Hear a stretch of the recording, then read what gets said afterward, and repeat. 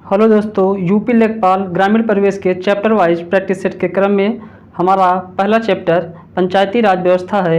तो इस चैप्टर के महत्वपूर्ण क्वेश्चनों को हम देखते हैं। तो आइए, पहला क्वेश्चन क्या है? भारत का पहला डिजिटल गांव कौन सा है? तो भारत का पहला डिजिटल गांव कौन सा है? तो इसका आंसर क्या है आपका? अकोदरा, जो कि कहाँ स्थित है? ये गुजरात में स्थित है। इस गांव में क्या है? संपूर्ण लेन देन डिजिटल तरीके से होता है। अकोदरा में क्या है? अकोदरा गांव में संपूर्ण लेन देन जो है डिजिटल तरीके से होता है।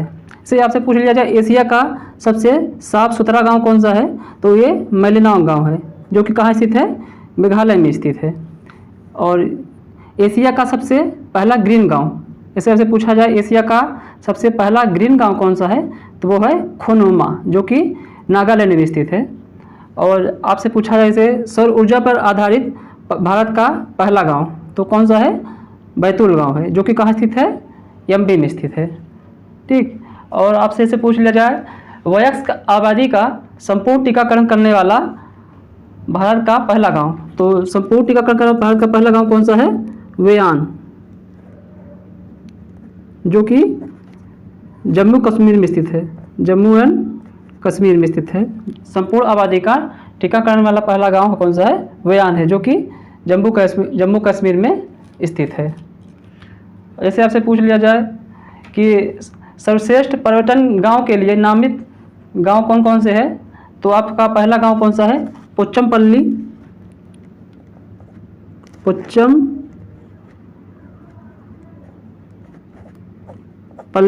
जो कि तेलंगाना में स्थित है। दूसरा गांव कौन सा है? कोंगथोंग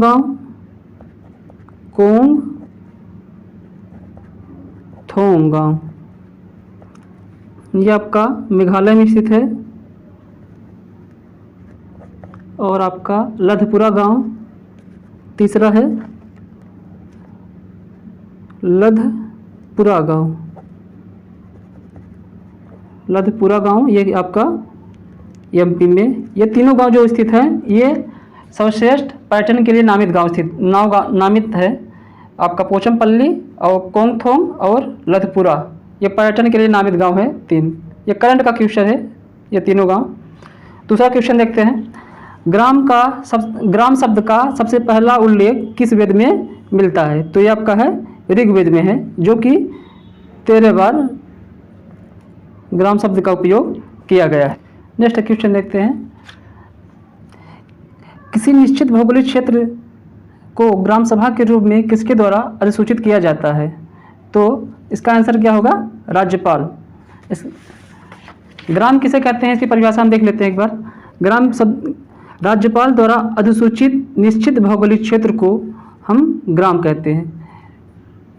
राज्यपाल द्वारा अधिसूचित निश्चित भौगोलिक क्षेत्र को ग्राम कहते हैं। ग्राम सभा किसे कहते हैं? निश्चित भौगोलिक क्षेत्र या ग्राम में रहने वाले ऐसे लोग जिनका नाम चुनाव नामावली में दर्ज है, उसे हम ग्राम सभा कहते हैं। अब ग्राम सभा समिति किसे कहते हैं? ग्राम सभा द्वारा प्रत्यक्ष मतदान द्वारा जिसको चुनाव करके चुन लेते हैं, इस चुनी हुई समिति को ग्राम सभा समिति कहते हैं। ये आपका इस क्वेश्चन के विस्तार से हमने किया। चौथा क्वेश्चन देखते हैं क्या है आपका। पंचायती राज संस्था को 29 कार्यों की सूची किस अनुच्छेद के तहत दी गई है? तो इसका आंसर क्या है आपका? 243 जी। ठीक। 243 एच में क्या दिया गया है आपका? 243 एच में आपका दिया है पंचायतों की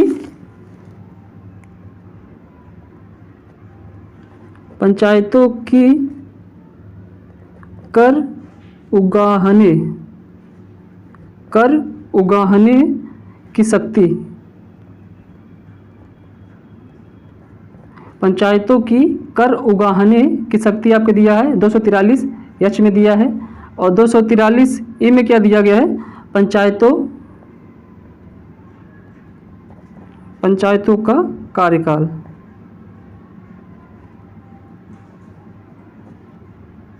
पंचायतों का कार्यकाल 243 ई में दिया गया है। और 243 एफ में क्या दिया गया है आपका, ये आपकी योग्यता दिया है इसमें, कि इसमें योग्यता के बारे में बताया गया 243 एफ में। नेक्स्ट क्वेश्चन देखते हैं, 5वां क्वेश्चन, पंचायती राज से संबंधित निम्नलिखित कथनों में से कौन सा सही नहीं है। 4 ऑप्शन दिए हैं, इसमें से 3 सही है और 1 गलत है। तो पहला ऑप्शन क्या दिया है, पंचायत व्यवस्था भारतीय ग्रामीण जीवन का युगों से एक अभिन्न अंग रहा है। ठीक। दूसरा ऑप्शन क्या है, 73वां संविधान संशोधन 15 अगस्त 1993 से प्रभावी हुआ। तीसरा ऑप्शन क्या दिया है, यह एक त्रिस्तरीय जैविकीय रूप से जुड़ी संरचना है। चौथा ऑप्शन क्या दिया है, भारतीय संविधान का अनुच्छेद 243 जी उसके महत्व को बढ़ाता है। तो इसमें से 4 ऑप्शनों से 1 गलत है आपका, तो ऑप्शन बी जो है ये आपका रॉन्ग है। ये 15 अगस्त नहीं होगा, यहाँ पे आपका 24 अप्रैल होगा। 24 अप्रैल 1993 से ये प्रभावी हुआ था। इसी दिन हम 24 अप्रैल को ही हम पंचायती राज दिवस मनाते हैं। ठीक। अब नेक्स्ट क्वेश्चन देखते हैं, 6वां क्वेश्चन क्या कर रहा है। संविधान के 73वें संविधान संशोधन अधिनियम 1992 के अंतर्गत पंचायती राज व्यवस्था निम्न में से किस पर लागू नहीं होती है। तो इनमें से ऐसे कौन कौन से राज्य हैं जहां पे पंचायती राज व्यवस्था अभी तक लागू नहीं हुई है। तो इसका आंसर क्या है आपका, ऑप्शन ए। जो पूर्वोत्तर भारत के 3 राज्य हैं, नागालैंड, मेघालय और मिजोरम, इन राज्यों में अभी तक पंचायती राज व्यवस्था लागू नहीं हुए हैं। ठीक। नेक्स्ट क्वेश्चन देखते हैं, 7वां क्वेश्चन, निम्नलिखित में से कौन सी LM सिंघवी समिति की सिफारिशें हैं। ऑप्शन दिया है, इसमें से देखना है कौन कौन सी सही है इसमें से। ठीक। पहला ऑप्शन दिया है, गांव के एक समूह के लिए न्याय पंचायतें बनाई जानी चाहिए, ये सिंघवी समिति की सिफारिशें थी। दूसरा ऑप्शन दिया है, पंचायती राज व्यवस्थाओं के लिए संवैधानिक मान्यता, ये भी पंचायती राज सिंघवी समिति की सिफारिशें थी। ग्राम पंचायतों के लिए अधिक वित्तीय संसाधन, तो ये ऑप्शन क्या होगा, तीनों ऑप्शन सही है। ठीक। नेक्स्ट क्वेश्चन देखते हैं, पंचायती राज प्रणाली किस सूची में है। तो पंचायती राज प्रणाली किस सूची में है, तो ये आपका आंसर क्या हुई, राज्य सूची का विषय है। राज्य सूची का विषय है। तो ये संघ सूची, राज्य सूची आपको किस सूची में दिया, किस अनुच्छेद में, किस अनुसूची के अंतर्गत है, 7वीं सूची में दिया गया है संघ सूची, राज्य सूची और समवर्ती सूची के बारे में। ठीक। लेकिन पंचायती राज प्रणाली की सूची में है, ये आपकी राज्य सूची में स्थित है। नेक्स्ट क्वेश्चन है, 9वां क्वेश्चन है, पंचायती राज व्यवस्था से निम्न में से कौन सी समिति संबंध नहीं है। तो इसका आपका क्या है, अशोक मेहता भी समिति ये पंचायती राज संबंध संबंधित है, GV राव समिति भी संबंधित है, और ये BR मेहता समिति भी। लेकिन संथानम समिति जो है ये पंचायती राज व्यवस्था से संबंधित नहीं है। यह समिति किससे संबंधित है, ये आपकी है भ्रष्टाचार निरोधी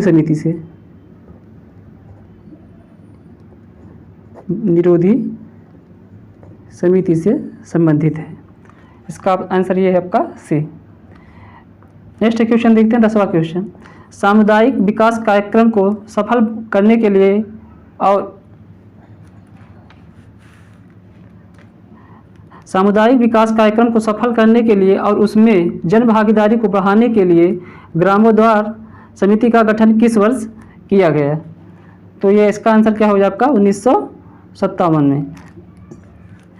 ग्रामोद्धार समिति को हम एक और, इसका एक और नाम है, इसको कहते हैं बलवंत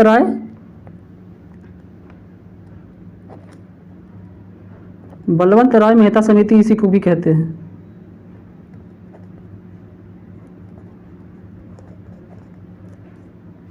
इस समिति को बलवंत राय मेहता समिति भी कहते हैं, जो कि 1957 में आई थी।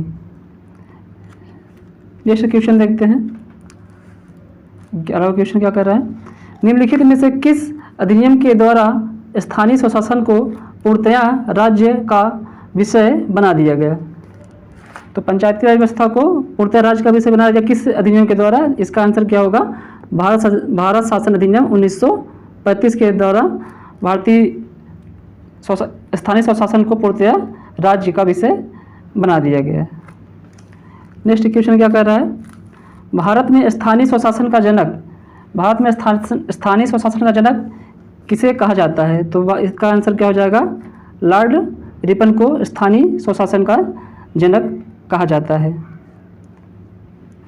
सन 1882 ईस्वी में एक प्रस्ताव पारित किया गया, इसे तालुका बोर्ड और जिला बोर्ड में बांटने के लिए, और इसी प्रस्ताव को स्थानीय स्वशासन का मैग्ना कार्टा कहा जाता है।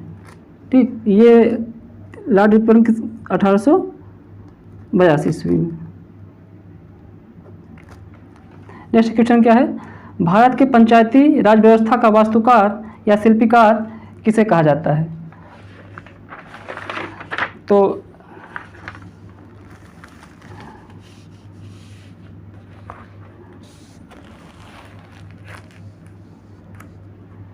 क्वेश्चन क्या था आपका? भारत के पंचायती राज व्यवस्था का वास्तुकार शिल्पकार किसे कहा जाता है? तो इसका आंसर क्या होगा? अशोक बलवंत राय मेहता समिति।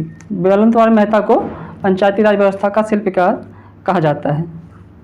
ठीक, नेक्स्ट क्वेश्चन क्या है आपका? पंचायती राज व्यवस्था को सर्वप्रथम प्रायोगिक तौर पर किस राज्य में लागू किया गया? तो वो कौन सा राज्य था? आंध्र प्रदेश।